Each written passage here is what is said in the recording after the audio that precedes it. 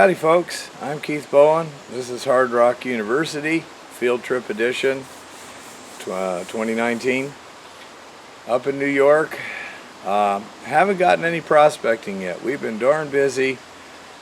Kenny has a fencing business, bull fence, and it's the busy season. Now I came up here as kind of a working vacation. We definitely got the working part of it. But in terms of R&R, I didn't expect that to be roots and rocks, because fencing really isn't that hard except for the digging of the post holes.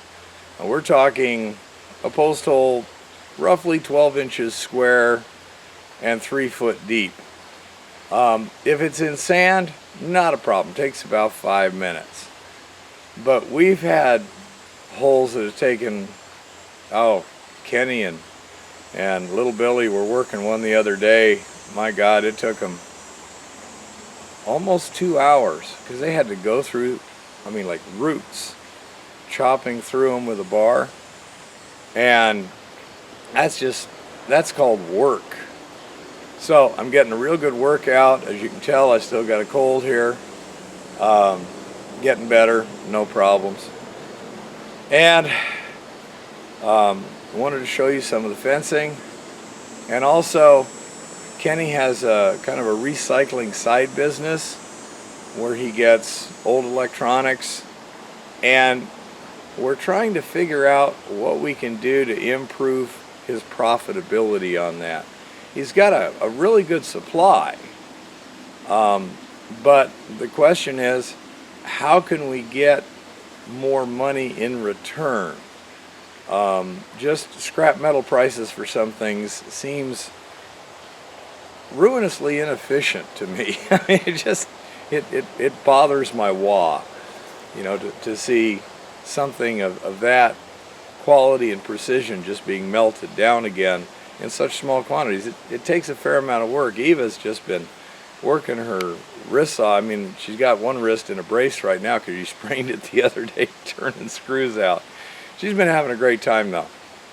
So let me show you a little bit about the electronics part, and then there will be a separate video on our attempts to recover gold from the electronics. And then hopefully here pretty soon will be an actual prospecting video where we're going to go to Vermont, and they actually have gold over there.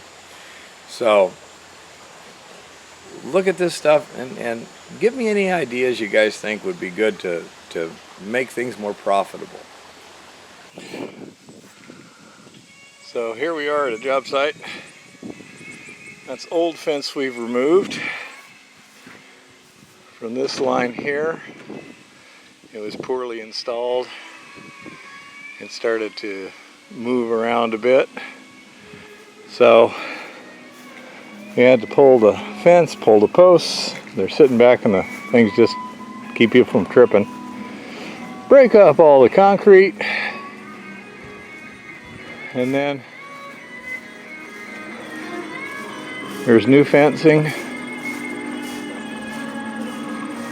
This is the new fence line that we're putting in. We're digging much deeper holes. The old one was put in less than 2 feet deep. We're going 2.5. And actually 2.5 plus. And we're almost done with this line here. Here's an example of the quality the other company did. Take a look at your nice smooth top rail there, and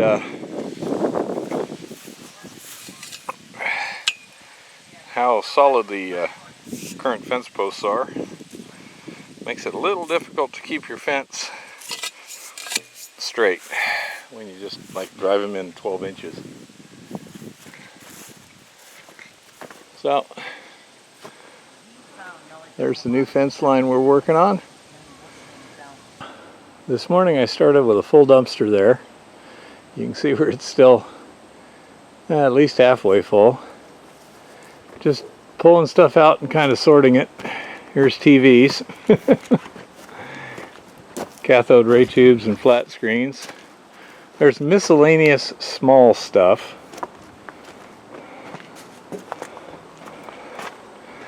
And as you can see, we still got a lot to sort through. Now here we're dismantling electron guns from picture tubes. This one should be a little easier. Pull the clips away from the ferrite, I don't know what you call them, kind of focusing devices there. Come on, pull that out. The nice thing about recycling is you don't have to be real picky.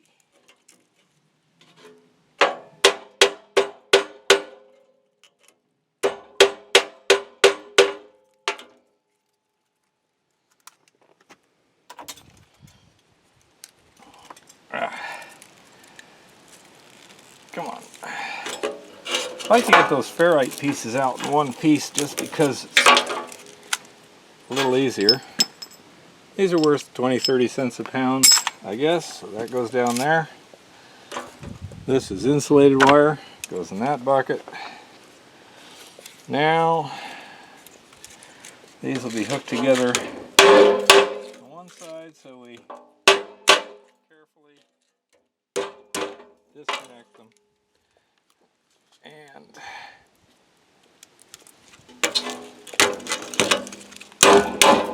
delicately separate the copper from the rest of the plastic here.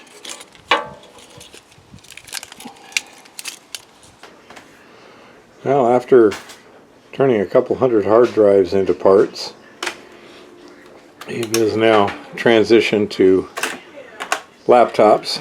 She's got several dozen of these to go through now. Meanwhile, Kenny and I are working on the backyard on other stuff.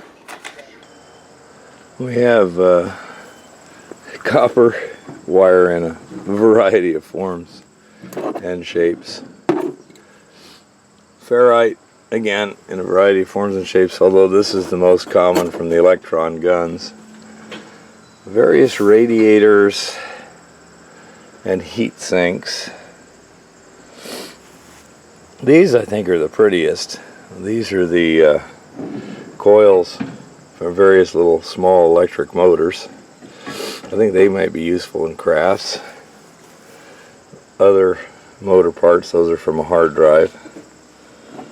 These are some pretty powerful magnets. Matter of fact, I can't hardly get them apart with my bare hand.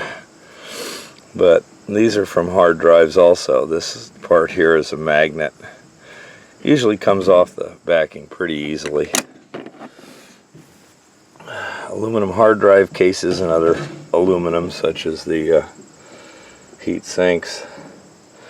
Circuit boards and integrated circuits in all kinds, shapes, and sizes. Something I find very interesting. This is from the flat panel displays. And these have very interesting micro textures. I'm thinking that this might come in good somewhere for recovering gold, like on a Miller table or on some other kind of separation table like a wave table. Once I get it home, I will test some things out and see, but that's got a very interesting micro texture. And then this right here is also from a large flat panel TV, and it has a textured surface to it too. So we're looking for ideas on what we can do with these. I mean, obviously, you know, there's not that much copper in there. And so to sell that for scrap seems like a heck of a waste. And these things are quite beautiful. But not exactly sure, you know. Somebody might really want a bunch of these for art of some sort, or jewelry. If we could find a a buyer, we could sell them at a reasonable price, that is for sure.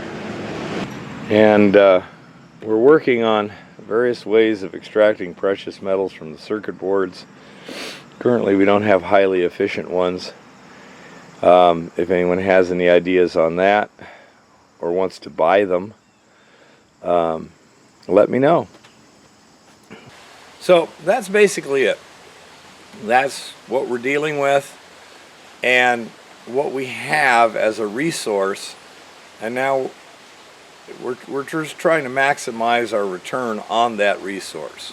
Call it get a better recovery percentage. So let me know what you think. Happy prospecting and keep it safe out there.